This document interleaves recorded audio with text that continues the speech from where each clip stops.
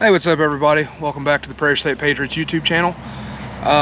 You guys hear a lot about get home bags and bug out bags and inch bags, I'm never coming home, all that stuff. I decided to put together a civil unrest bag, and I think it's a great idea to have just because as Lewis and I were just talking about, during like 2020, during the COVID riots, you saw mass civil unrest across major cities all across the country. And I'm gonna throw this out there. I don't see me being in a position where I would honestly need this where we live. I mean, we've seen a little bit of unrest in one of the neighboring towns, but it wasn't anything compared to what was going on in the major metropolitan areas. But I just put this bag together of things that I think would be important, and this is going to be staying in my truck. Anything you want to add before we get into it? Yeah, you mentioned seeing unrest in our area. We're pretty rural, but you never know when you could be traveling or on vacation and things can change in an instant. Right, and it doesn't have to be anything nationwide. It could just be something that's happening locally to your area. Any sort of populated areas can experience some sort of civil unrest. So I think the items in this bag could really help you out in a pinch. I'm just going to start on the outside and work my way in. I think that'd be the easiest way to do it. So this is a 511 Rush 12 bag. This is one of the older models. I think they have updated since I got this, but I do love these bags. And on the outside, I have a tourniquet pouch from One Tigress. And I do that because we mentioned in the medical video that we did, if you know anything about arterial bleeding, it only takes seconds for things to go from really bad to much worse. So that is lashed to the outside. It does have a pair of shears behind it, all contained within that pouch, and it just attaches to the webbing on the side here. So above the carry handle here, there's a small zippered pocket. It's fleece, so I think it's actually made for like sunglasses or something like that. I carry a Streamlight flashlight. We've talked about these a lot on here. Lewis and I both have one of these that we EDC. So this would actually be a second flashlight for me.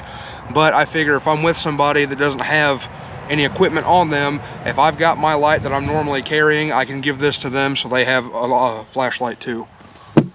Oh, and you guys can't see it in the camera, I don't believe, but I want to point out I do have a shemagh that I keep in this bag too, tactical tablecloth here. That is just for the purpose of being able to cover my face and my head to protect from debris and dust and chemical agents and stuff like that. So we're getting this front pocket here. I do have, even though I carry a pistol, I do have a spare pistol. I have a Glock 17 and a spare holster. Just like I said with the flashlight, if I'm with somebody that isn't armed, if it's somebody that knows how to handle a weapon and for whatever reason they don't have one, I can give them an extra because I do have 2 spare magazines with that as well. I have this little insert panel. It's actually a hook on the back, but there's no Velcro inside here, but the little admin pockets that are inside here, this fits perfectly inside of, and that carries 2 spare 17-round magazines for that Glock 17. I just have a standard write in the rain pad and an ink pen, just in case there is some sort of emergency info that I need to write down, because in situations like this, you are going to meet first responders that may give you information of where you need to go or things of that nature. Next, I have a Leatherman MultiTool, and the reason I like Leatherman MultiTools, one, aside from them being quality tools, is these wire cutters will actually snip through chain link fence. Now, I have no desire to damage anyone else's property, but if I'm trying to get away from somebody or a group of people, I'm going to do whatever I have to do. And that'll give me a spare knife, among other things that are in here. I did a video on this if you guys want to see all the tools that are inside of it. I just have a few chem lights, just for extra illumination so I don't have to burn up my batteries and my flashlight. And then I have a Benchmade C.U.B in here, fixed blade knife. I really like these just because they're thin enough. If you wanted to stick it in webbing, this will fit in there.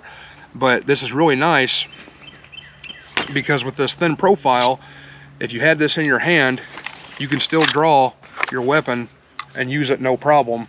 Reholster, and then you still have the knife in your hand if you needed it. These are actually really easy to conceal inside of a pocket. I think that is it for this outer pocket here. We'll go to this top pocket next. I do wear prescription eyeglasses, as you guys have seen, so I do carry just a small bag of lens wipes to clean these off.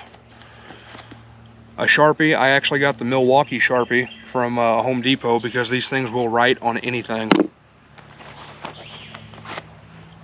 bandana, just another piece of cotton that I could lend to somebody else to cover their face to help with debris and possible chemical agents if they get exposed to it. I do have an extra knife in here. It's a Hogue automatic knife. I've done a video on in the past. I do have an EDC knife that I keep on my pocket. It's just a backup in case. If I ever had to actually get in this bag things like the pistol and the knife and the flashlight, things that I would normally carry on me if I didn't already have on me, would immediately come out and go on my person before I attempted to do anything. Then I just have a thing of wet wipes, because if people are getting hurt around you, you may come into contact with blood that does not belong to you, and you don't know what's in that blood. And I don't know about you, but I don't want to catch anything that I can't get rid of. That you don't already have. Facts. That's it for this outside pocket. Any comments so far? No, I didn't even know Milwaukee made Sharpies. Yeah, they're awesome. They're actually cheaper than Sharpie brand Sharpies. And I want to comment on the Right in the Rain pad. That is what, waterproof paper and a pen that works on it? Yes. If you use Right in the Rain paper, do not use a gel pen. It will not stick to it. It gels up on the top and will rub right off. This is just a standard roller ball pen, and I intentionally got a metal barreled pen because that is one more thing I could use as a weapon. Thing you have to keep in mind about like flashlights and metal ink pens, these are things you can carry anywhere. There's no place that's going to restrict you from doing it aside from maybe like federal buildings. But on the street, you're not going to get hassled about it. So moving inside, I have 4 of these Fox Labs pop and drop OC grenades. Has a little little tab on the top here that you pop and you toss, and they'll spin and spray for, I believe, 20 seconds. Where'd you get those from? Internet. You can find anything on the internet. These are completely legal to purchase and own. They don't require any sort of special license. And we have both been exposed to OC more times than we can count. There are people that it doesn't affect, that you will meet occasionally, but it does affect me, and I'm not a fan of it. These are really good for crowd dispersion or getting rid of anyone that's in a confined space that you don't want to be there. So I figure if I'm in my truck and someone's blocking traffic, I don't want to engage anyone if I don't have to. I don't want to use deadly force if I don't have to. If they won't get out of the road and they're trying to get to me in my truck, I'm gonna start popping OC grenades and dropping them out the window. Past that, I do have a 1-inch roll of Gorilla Tape. The reason for this is if you find yourself in a building that has large glass windows and you think that there is a chance that people are going to smash those windows out and you can't get away from them, and you're worried about the flying debris, you could take strips of this and put like in an X pattern across the window. It won't stop them from breaking, but it will help mitigate how much of those small pieces actually shatter and fly in at you. Then I made 4 sets of something called bosun restraints.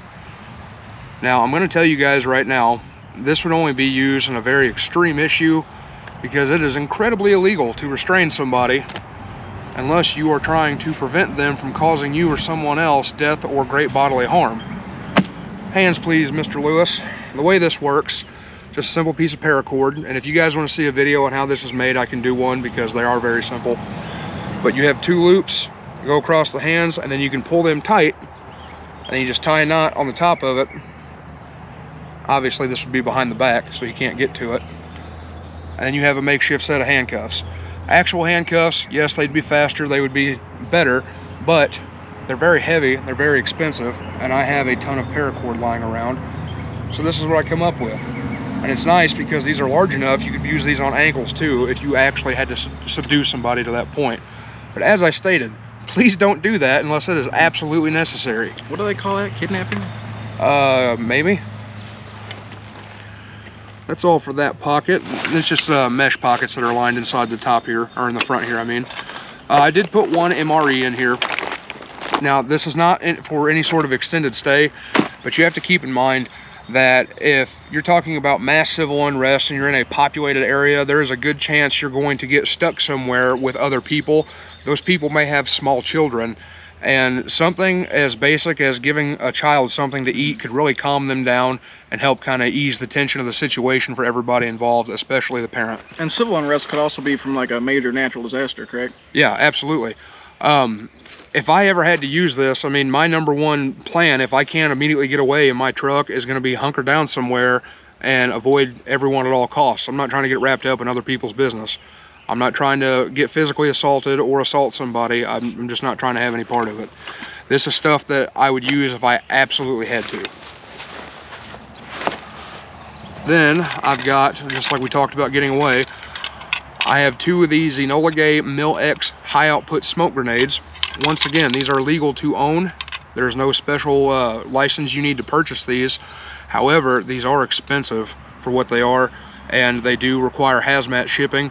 So if it's something that you're interested in, maybe if you have a group of people that are interested, talk about doing a group order. It'll kind of help cut down on the cost. But these act like traditional smoke grenades. They do have a pull pin here. You rotate it forward, rotate it back, rip the pin, spoon flies, you toss it, and these will smoke for about 90 seconds, I believe, 75 to 90. And something that's really nice about these, I was trying to look up the shelf life because I can't find an expiration date. And the company claims that they are shelf stable and will keep as long as you have them. So I did put 2 of those in there. As I stated, if I can get away from somebody, I'm going to. Then I do have a basic trauma kit. We did a video on trauma kits a couple months ago, 3 months ago, something like that. So I'm not going to open this up. I'll link it up in the top. You guys can check that out and see what's inside there. Past that, I just put 2 large bottles of water in here. The obvious use is drinking it, but I specifically got squeeze tops because we were talking about chemical agents. If you get chemical agents in your nose and your mouth and your eyes and you can't see and you feel like you can't breathe, the only way to get rid of them is by flushing them out. That's why I wanted 2 large bottles with the squeeze top specifically. So hopefully if I get doused in one of those OC grenades, if somebody kicks it back at me, I can at least get somewhere safe and rinse my eyes out so I can continue on with what I'm doing. And speaking of OC, I've heard that baby shampoo, the no-tear stuff, is really good about getting that out of your eyes. The last thing I have in here, I did a video a few months ago. It was 9mm versus body armor. Well, I still had one of those soft plates left. So I just stuck that spare soft plate in this back pocket here. And if I was in a position, hopefully I was never in that position, but if I was in a position where I'm getting shot at, I can attach the sternum strap and put this on backwards. That way I have body armor on my front. And if not on my front, I can at least carry it on my back when I'm wearing this like a normal backpack. And most normal modern backpacks have that laptop pouch. Yes, this does have another pouch on the back of it where there is a plastic frame that just wouldn't fit in there. So I put the panel on the inside and it stays upright. It sits up by itself, so it's not been an issue. But that's pretty much it, guys. Like I said, my basic goal would be to get away from whatever's happening and not to engage anybody if I didn't have to. I think the OC grenades, I really like the idea of that just because I've used OC before. I've been exposed to OC before. The majority of people that are going to come in contact with it, it is very effective against. It'll at least buy you some time to get away. And if it is a large crowd, that's what the smoke grenades are for. Pop a couple of those and take off and get away from it. And you could use those in conjunction, correct? Yeah, absolutely.